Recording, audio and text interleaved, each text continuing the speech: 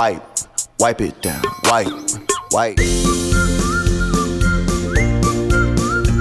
So it's not every day I get to have Wonder Woman on a video podcast and talk real estate. So my guest today is 23-year veteran in real estate. You just won a huge award too with the RE/MAX, right? Yeah, it's called the Hall of Fame Award. Once you earn at least $1 million in commissions, then you get that. So I've been with RE/MAX 4 years, almost. But I want to say your name. You ready? Sure. Christine Espinoza. Yes, you got it right. And you're in Scottsdale, Arizona. Yes. You tell me and everyone how we met. We met on the newest, coolest platform, TikTok. I love TikTok. Because I don't think, we weren't friends on Instagram before TikTok, right? No, we definitely met on TikTok. I'm meeting so many cool people on TikTok. It is where the cool people go. I mean, people who have a sense of humor and don't take things too, sensitively. It just seems like people who are fun hang out on TikTok. And a bunch of, little kids. Yeah, but you know what, though? Everybody thinks it is just for young kids, but there are millions of people over 20, 30, 40 on TikTok. There's thousands and millions, and I never counted them, but there's tons of people on TikTok that are over 12. I know, there's a lot, and I think it's growing. I've had a lot of friends say, I didn't even know what that was until I posted things on my Facebook and Instagram, and then I have friends that have gone on and made accounts on TikTok. And then they get sucked in like we all do. You sit there watching videos and you go down the rabbit hole and then you've been on TikTok for 3 hours. Do you know why TikTok is so great? It's like you said, it's just real people doing what their passion is and short little videos of people who aren't stuck up, too proud. Facebook now, I hate Facebook. I hate it. I don't kick me off Facebook. I still need it, but it's not TikTok. Right, it's totally different. I mean, people don't get all political and crazy on TikTok and judgy, and it's people are just there to be happy, have fun. And that's where the Wonder Woman comes from, because you just did a video where you're wiping in the mirror. You're wiping in the mirror that you're in normal clothes, and all of a sudden on your fourth wipe or whatever, you're in a Wonder Woman suit from my childhood. I remember Wonder Woman, and then boom, it was gone. Any opportunity I get to dress up like Wonder Woman, I'm going to take it because I've watched her since I was little and was always I wanted to be Wonder Woman. I wore the underoos. Do you remember underoos? No. Maybe it's an American thing. They were kid underwear and top, but they were costumey. But you could wear to bed. They were called underoos, and they had Spider-Man, Superman. I had the Wonder Woman ones, and I made bracelets out of tinfoil, to block the bullets. Oh yeah, no, I know. I don't want to admit how much I know. You know what I did like about Wonder Woman? Because I was only young, and I didn't even fully understand. And you're gonna relate, I think, more than this than me, but. All superheroes, all shows, everything were male. And that was the first one. My brain was this is so cool. I didn't even know why. I liked her also because she had dark hair, because so many of the women in all the stories, Cinderella, all of they almost always have blonde hair. So the fact that she was a superhero and she had dark hair is, I think, what made me love her when I was little. Yeah, I never even thought of that. So you got this woman who's empowered, or it would be empowering for you as a woman, and then the dark hair. I would never even have thought of that. Yeah, it's true. Everything's blonde, Nothing against people who are blonde, but okay, I'm going to switch topics, kind of. Why do you think everybody says TikTok? Oh, they're just stealing your info. I've been hearing about that too. But then I stopped reading because I don't want to stop using it. I don't know the whole theory behind it. I have a theory. Do you want to know what it is when you're done? Yes. What's your theory? Well, no, go ahead. You have a theory. I want to hear your theory.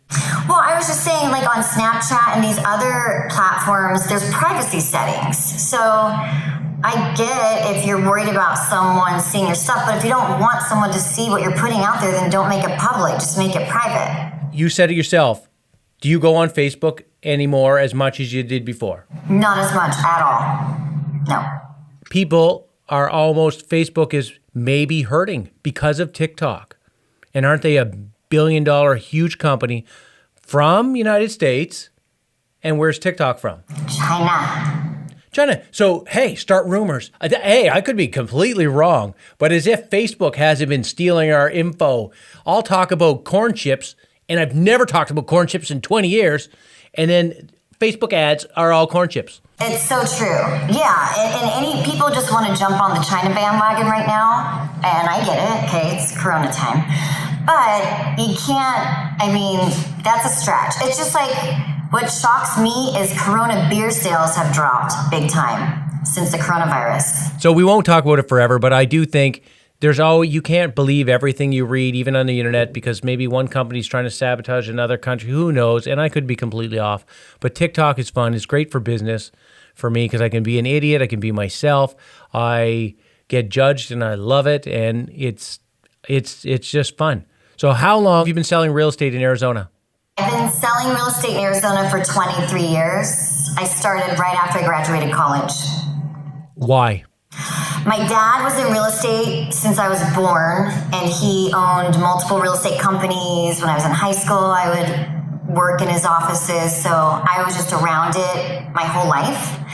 And I didn't think I wanted to get into real estate when I went to college, so I did all these different internships and looked at doing different things. But then after trying other things out, I realized that I had a great opportunity to start working with a great mentor, my dad, and it just felt like it would be a good career for me as a woman because I knew I'd want to have kids someday and have a family, and I knew I could have the flexibility, but also not have that ceiling. I mean, I get motivated. I couldn't do a 9 to 5. Like, I get motivated by the business, so I like the fact that the harder you work, you get paid for your results. But everybody says, whoa, you don't get a regular paycheck. How are you going to survive? How am I going to do it? How am I going to go without having a check every second Thursday in my account? Yeah, and that's why 90% of the business is done by 10% of the agents, because it's not easy. I mean, it's not. It's a lot of work. It's hard work. So, but it's worth it. I mean, I love it. I cannot even imagine doing anything else. Yeah, me too. It's my entire, it's all I know. Like, I've been selling, I think, 28 years. And you 23 years, over 50, almost 55 years together of real estate experience. What's the most houses you've ever shown to one client? God, probably, because see, sometimes people take a few years to buy, maybe because it's a second home. We get a lot of second home buyers here. But I would say maybe like 75. 75 houses to one buyer. The thing is, okay, in my market, there's a lot of people that buy second homes, and they don't always just buy the first time here. Like, they'll visit Scottsdale for the winters, and they'll rent, and then they'll think, oh, I'd like to buy here someday. So they'll look, and then the next year they'll look, and then they just kind of take their time, and eventually a lot of them end up buying. But that could be a few years process. So if there's a new agent right now watching, how do they eliminate showing so many houses to a general buyer? I think the better you know the market and the more questions you know to ask, like really figure out what does your buyer want, then you can narrow it down so fast. Once you really know where the markets are and you know what the buyer wants, then you can just automatically eliminate a bunch of neighborhoods and locations. So I always tell the buyers, don't get caught. We always look for neighborhoods first. So instead of looking at the house, oh, I love those counters, or I love this, no, just don't look at that yet. Let's figure out the neighborhood where you want to be, then we'll find the house. Because you can find the house in, any neighborhood, but you really want to make sure you're in the right location first. So that is a good way to narrow it down, to figure out where they want to be. And then you start to find the right actual property. You got to kind of take control of the buyer without being overbearing, but you're helping them out. You're saving them time. A lot of times I'd get them to drive by them. Right, and now, with Zillow and Realtor.com and Truly and all these websites, the buyers have the access in the palm of their hands. So a lot of them do the drive-bys, whereas they wouldn't have even known about the properties before that information was public. So I like that. I mean, I want them to drive around the neighborhoods because that's not something that we spend time doing as realtors. I mean, we're going to take them in the house, but we're not going to drive all around the neighborhood and check out the parks and neighbors and stuff, but they can do that on their own. Yeah, I would often give the buyers assignments. Go do this, go do that, go do this, and go drive by neighborhoods, schools, and as soon as you start doing that sort of thing, it eliminates how many houses you're going to show them. So they don't have a list of 80 anymore, and it's down to 12 or 14. Yeah, I mean, I would say probably about 10 is the amount for most people. People who are motivated and ready to buy, I think 10 is a good number. But isn't real estate great because you have the freedom to take your kids to the sports, pick them up, go watch? Yeah, I mean, that's the thing. I work 7 days a week, but I don't miss my kids' games. I don't miss their doctor's appointments. I schedule everything around it. So that's the beauty of the business and the flexibility. People think flexibility means you have all this free time. No, you're just able to organize your time. The jar's still full, but you have the colors of sand layered. That's it. Like the jar's full, the week is full, but we get to pick where we want to layer it all. Right, exactly. So what? Give me a list of a few awards you've won. Bang off. Just bang, bang, bang, bang, bang. Well, the one I'm probably the most proud of was about 7 years ago, and the Arizona Business Magazine voted me one of the 50 most influential women in business. That's amazing. I started a nonprofit group a while ago that kind of got publicity. And then I just win the different, I've been in a couple different real estate companies, so they have awards for levels of production. So people who aren't in the same company wouldn't know what they mean, like a diamond level or a platinum level.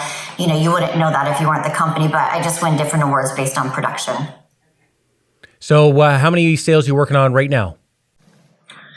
I have 14 in escrow right now. What does escrow mean? Explain to me escrow. So I have 14 transactions in escrow. So that means I've sold 14 houses. They're just waiting to close. So they're doing inspections or, waiting for them to close pretty much. Okay. So my term would be they're on paper or they're under contract. Okay. Yes, I have 14 under contract. Yeah, okay. So that's how I would say it, I guess. Because you can close an escrow sometimes, right? And they don't actually own it, but they can move in or do certain things. Oh, well, not here. I mean, you can't move in until you close escrow. No one really does it, unless they did a lease purchase or something, but we don't see that very often here. What's your biggest pain in the butt selling real estate? Multiple offers, showings on the weekends late, maybe. Like what's the one thing that just kind of stabs you in the side? This is the thing that bothers me the most, and it doesn't happen often, and when it does, it's brutal. It's when you've been working with somebody for a long time, you show them tons of houses, and then you find out that they just went and bought a house with somebody else. Everybody says, didn't you get them to sign a buyer's agreement? And to me, if a buyer doesn't want to work with me, I'm not going to sit down I don't always do it. I've done buyer's agreements before. Do you use buyer agreements? I do an initial buyer's appointment. So I sit down with the buyers. I explain how everything works. I have a whole package of information. I explain how it works, how I get paid. So we have the conversation and talk about it, but I don't force them to sign that. Because at the end of the day, am I going to sue them if they don't buy from me? No.